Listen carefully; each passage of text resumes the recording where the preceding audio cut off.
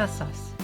Welcome to Greek Like Me, the podcast about all things Greek for Greeks, Hellenophiles, and anybody who's interested in learning about other cultures.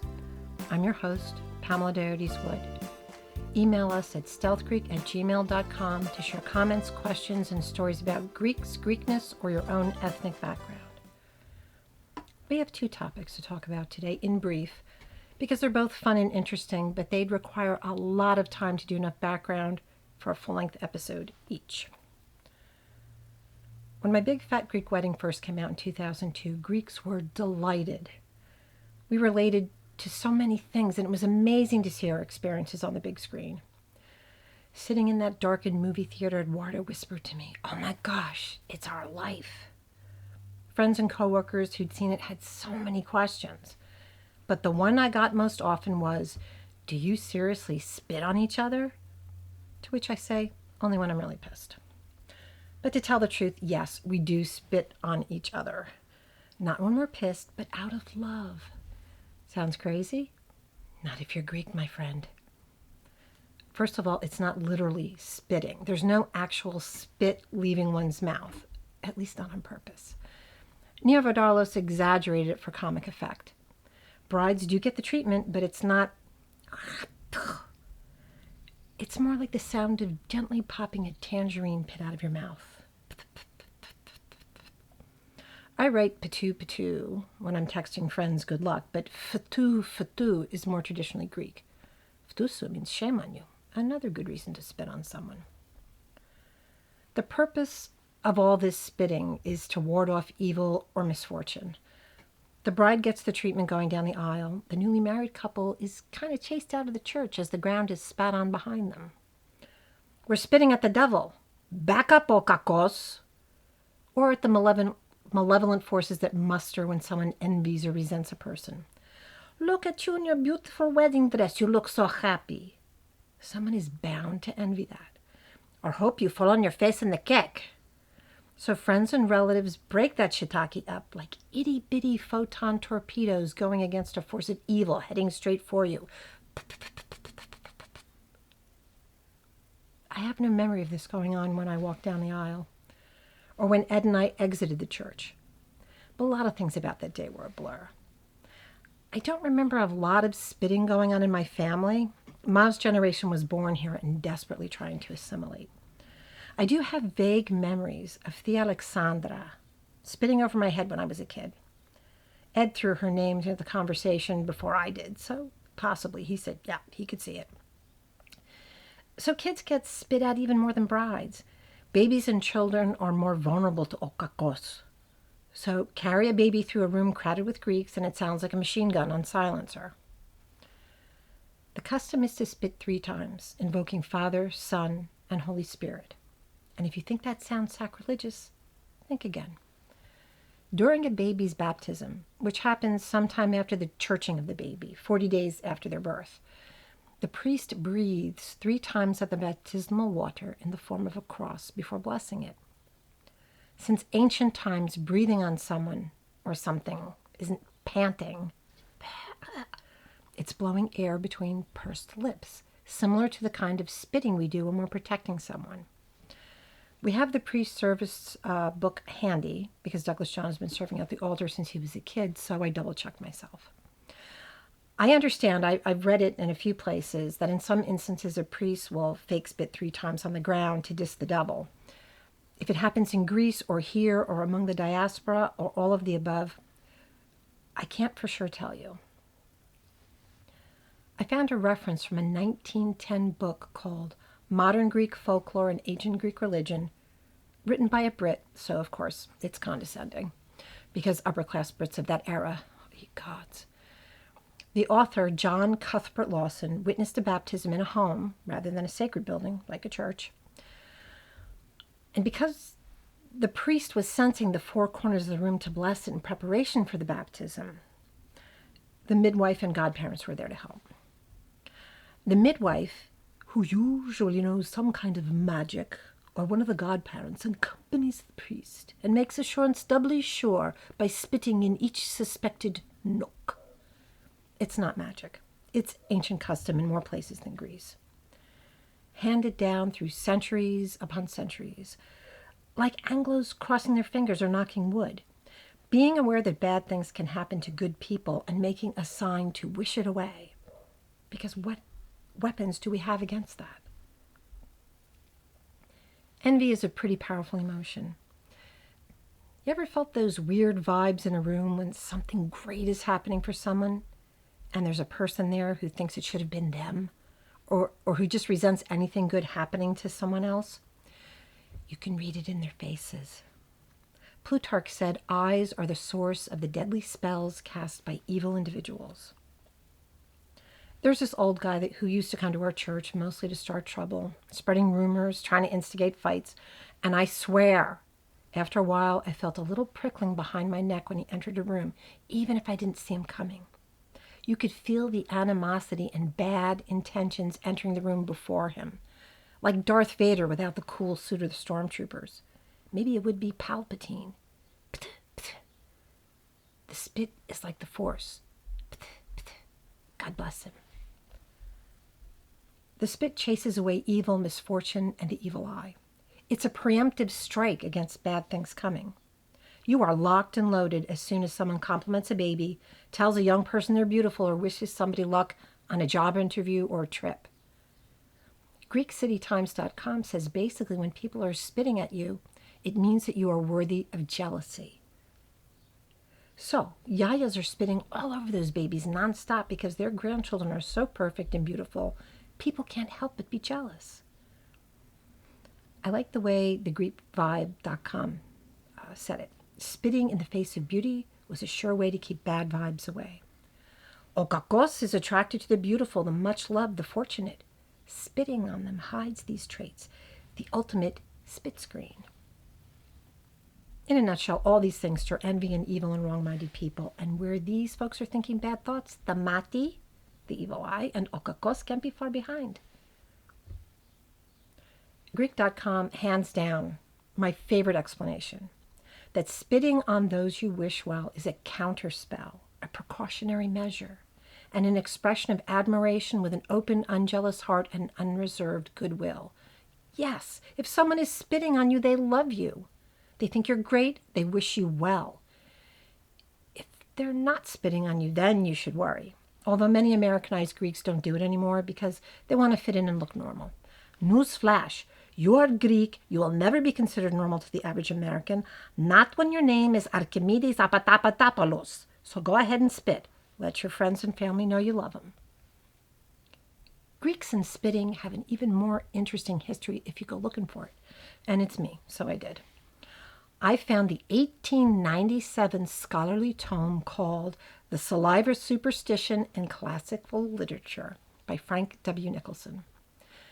Literature including history, medical journals, science papyri, as well as plays. And I wish I'd had time to read the entire thing, and I highly recommend it. But unfortunately, this book was meant for A-level scholars of ancient Greece and Rome, and chunks of it appear in the original ancient Greek and Latin. I was able to translate bits and pieces of both. I did take Latin for 4 years. And in desperation, I turned to Google Translate to fill in some of the gaps. But it was exhausting. And there were times when I knew Google and I got it hilariously wrong. So I'll share what Nicholson had to say. Quote, "We learn from various passages in Greek and Latin writers that the ancients believed in the efficacy of human spittle to cure certain complaints and in man's power to avert ill luck by the mere act of spitting. This has been our tradition for thousands of years." Pliny, a Roman historian and fanboy of the ancient Greeks, says boils, leprosy, eye inflammation, and cancer could be prevented by the use of human spit. So everybody who got spit on and didn't get any of these diseases was probably like, look, it worked. Those who did get sick, well, maybe Yaya didn't get to them fast enough to prevent the mati from taking root. This is why Yaya spit on babies at every opportunity. Something that didn't translate into modern times was the belief that human spit could kill snakes and toads and other creepy crawlies. No need for pesticides in the ancient Greek garden.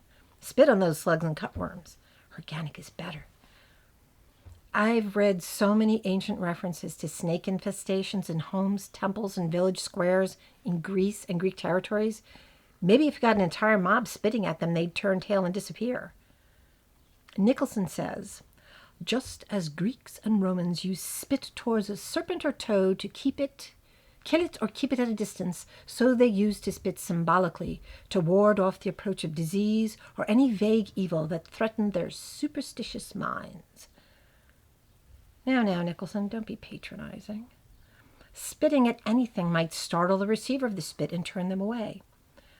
People in ancient times were at the mercy of pests, plagues, and all kinds of threatening things.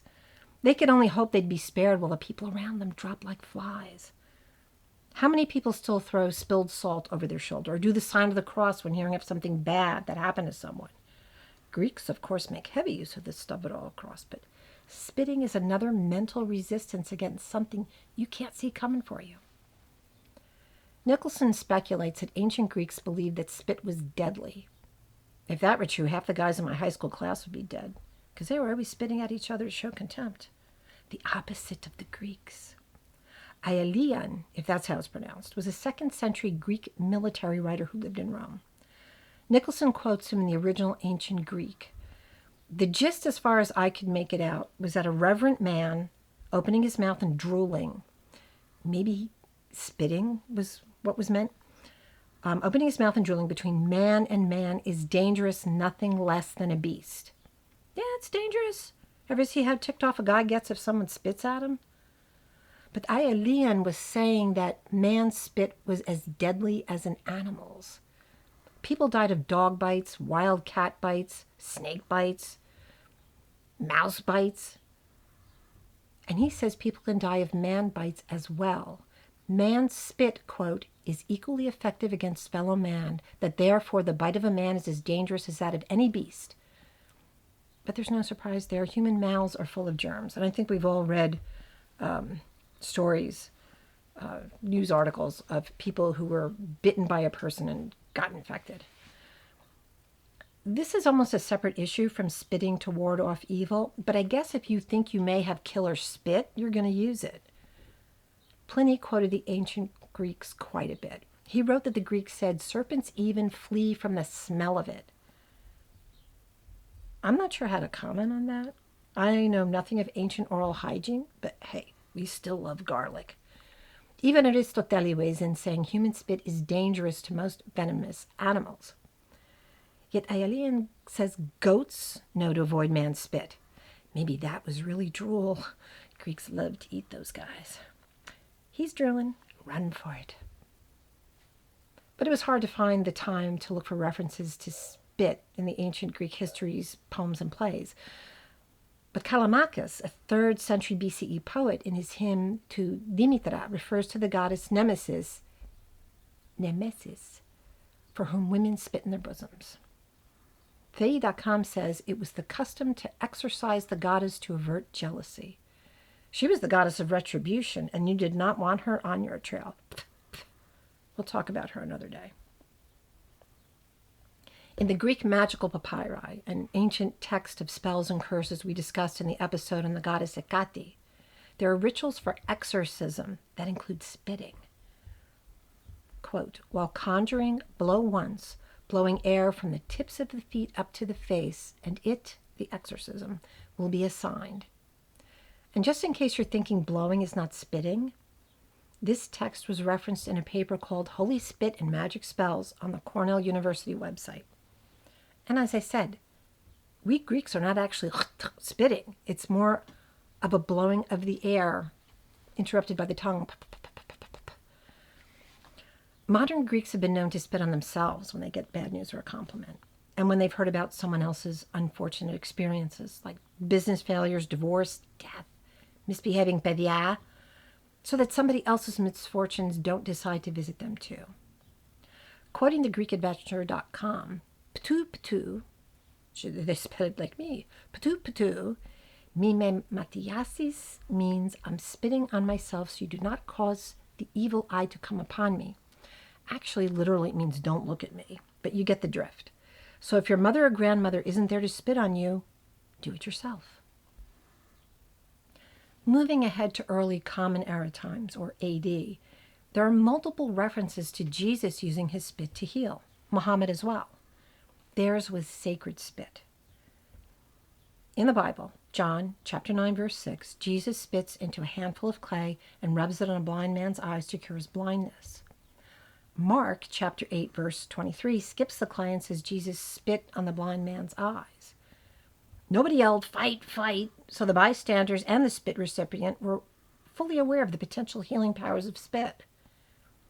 There's even talk of fasting spittle in ancient and early Christian times. Fasting spit is even more powerful in the healing department, apparently. So I guess Yaya spitting on a grandchild before communion, because we fast from midnight the night before, is the best. I've never heard this before. Maybe that belief of fasting spit disappeared over time, or maybe as a third-generation Greek, I am just not as up on my spit as I should be. Bottom line, spitting for protection for yourself or others is pretty common throughout Greece and throughout the diaspora. When we were leaving to meet our son for the first time, a friend from Athens spit all over us. Thank you, Stacy.